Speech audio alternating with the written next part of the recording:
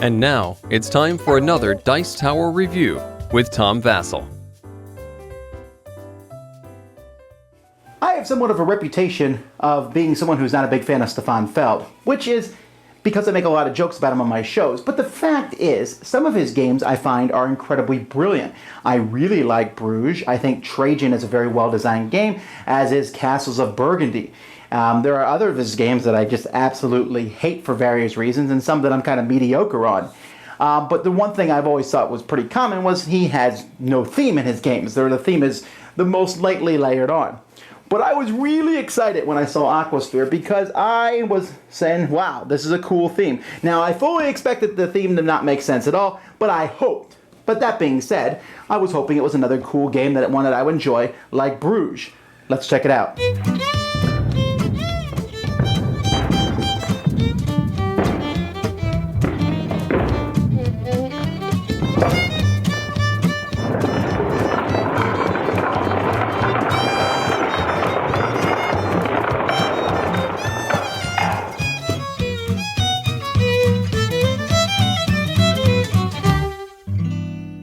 Here's the board for the game, which you can see it is just a really pretty board.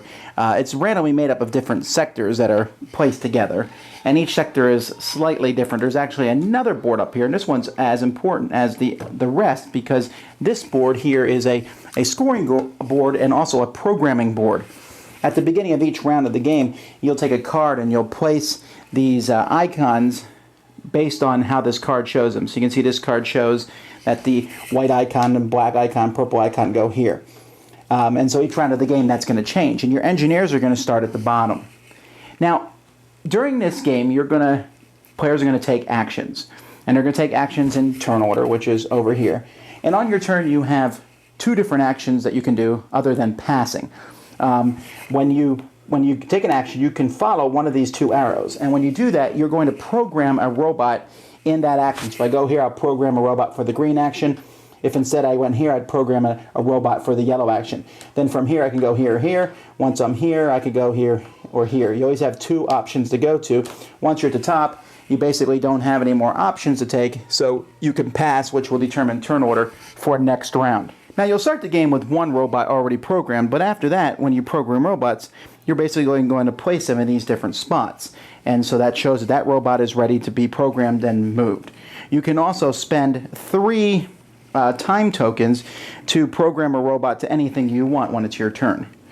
Now, you can also, instead of programming a robot, use a robot. So you're going to take that robot off and place it on the board and use its programmable action. Now, you have to use your robot in the section where you have your scientist. So if I use the green action, I would have to use the green action on this board. However, before I use the action, I can move my scientist to possibly another spot, and then I would have to pay time tokens to show. So here, if I move this direction, that would be 0 cost. If I moved over to here, I would have to pay 2 time tokens. If I wanted to move over one that's farther away, I would just add up the different time tokens for the ones in between. Now, when you get there, you will then take the different action. Some actions will give you all the tokens, the time tokens that are there. That's what the yellow action does. And even if there's no time tokens there, you'll still get 2 more time tokens from the bank. Other actions allow you to take this card here, a research card, which not only does that give you some benefits that might be used once, or gives you a special benefit at the end of throughout the game, or gives you a special benefit during scoring rounds, but will also score you whatever the middle scoring number is. It starts off at 5 in the first round, and then continues to go down as each round goes by. This action here allows you to build up your little own research station. Each player starts with this research station in play that has one piece that has a letter on it. That's to show your starting sector. But as you buy more of these sections, you'll place them here, and hopefully by the end of the game, you'll have them all finished. Now, this is important for a couple reasons. One, the symbols that are on here are basically your maximum limits that you can have. So I can store 4, 5, 6 time tokens. I can have 1, 2, 3, 4 of those special cards. I can, when I'm taking out the octopods, I can take out 5 of them. And I can store 2 of these black or pieces. The other thing is there's letters on here, and at the end of the game, you're going to get bonus points depending on how many different letters you've gotten. If you get all 6, for example, you'll get a bonus of 21 points. Other things you can do, if you take the black action, you'll take all the black gems that are there. If you take the purple action, you basically kill, I don't know what you're actually doing, you kill all the octopuses that are there. Again, both of these depend on your limits. And if you take the white action, you can program a robot in the corresponding white action on that board. So for example, this lets me program a robot for the black action. So players are going to take turns doing this, and after all the players have passed, then we will do an intermediate scoring. But to show an intermediate scoring, we need to show when you take these actions, you are going to take a robot of your color. Let's say I take the purple action here. I do it, I get rid of the octopus, which gives me points. The more octopuses you get rid of, the more points you get. And if someone else then moves in here later and takes that, then my robot goes into this spot. And there's a certain number of robots that can be in here, 5 in a 4-player game. So let's say, for example, that this was filled up here. There's a blue and a yellow, 2 yellows, a red and a white, and then blue puts another robot here. White needs to go in here, but it's full. There's 5. So all the ones that there's duplicates of come out. So this white and yellow would come out and be returned to their owners. This is important for a couple of reasons. One, in intermediate scoring, you're going to get points to the highest number that you see here that also has an empty submarine, which, by the way, is the blue action to put out more submarines on the board. So this I'll get 4 points, but if I had all these robots gone, then I would get 8 points. I don't get 10 because that submarine is still there. So that's intermediate scoring. You'll get points for that. You will also get points for having the majority of control. This blue robot here shows that you have control. By the way, here's the submarines where you would place those, and they cost time units when you put them out there, and you can only have 1 submarine per area. So intermediate scoring is going to score you for the control that you have in the area. You will score also for the number of these black crystals that you have, and you will score for the bots that you have in play. And then for each area you have control in, you'll lose points if there's any octopods in that area, because apparently they're nasty and messing up your screen, or I don't know what they're doing. And you'll be scoring points during each round by placing out submarines and taking cards. Every time you do that, you'll score these points in the middle. When this is pulled off then, to start the next round, it shows you the resources to place in each of the areas, so this is kind of randomized. And after the last round of the game, then you will do some final scoring where you get points for the number of different letters in your laboratory, 1 for each time marker that you have left over. You get 5 bonus points if all your submarines are out, and 5 bonus points if you've completely finished your lab over here. One more thing about the scoring track up here, this is where the scoring track is, you notice there's red laser beam lines on it. When you get to one of those laser beam lines, you can't cross it. What you do each intermediate scoring is you add up all your score together. You can't cross it unless you play either a black crystal, which is the easiest thing to do, or if you get rid of one of your robots who's programmed in the game. Most points at the end of the game is the winner. Now there's more to it than that. There's several different cards and different combos of things that you can do, but that kind of gives you a basic gist of how the game works. And there's no theme.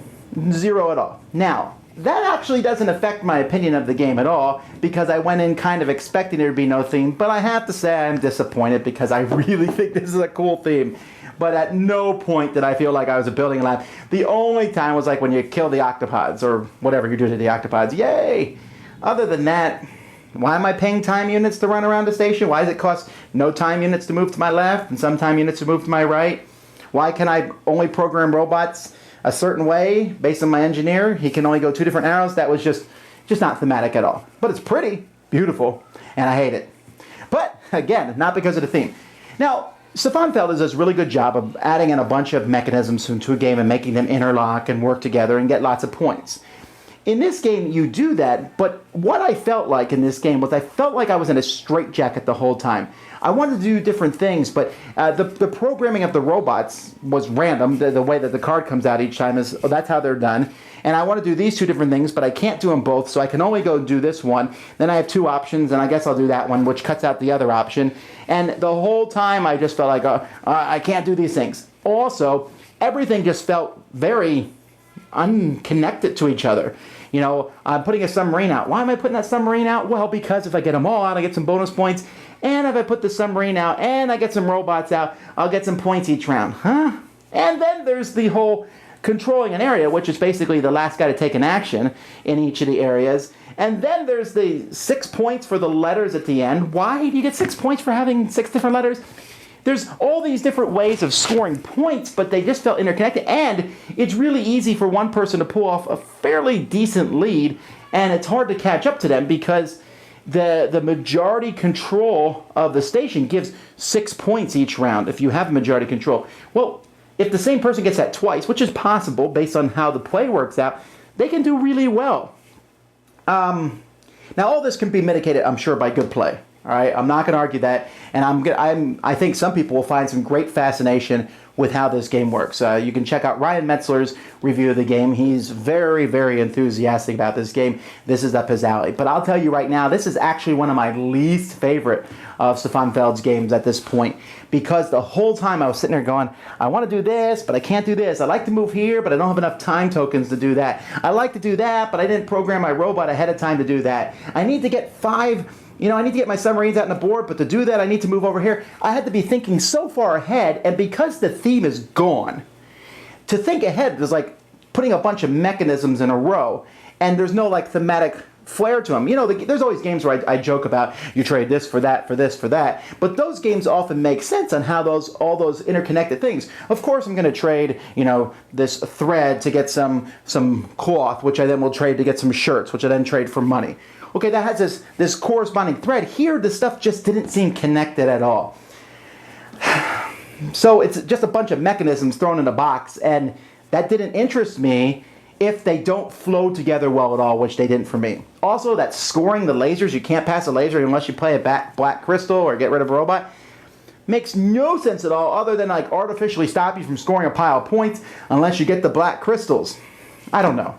I really wanted to like this game. And I think it's a good game.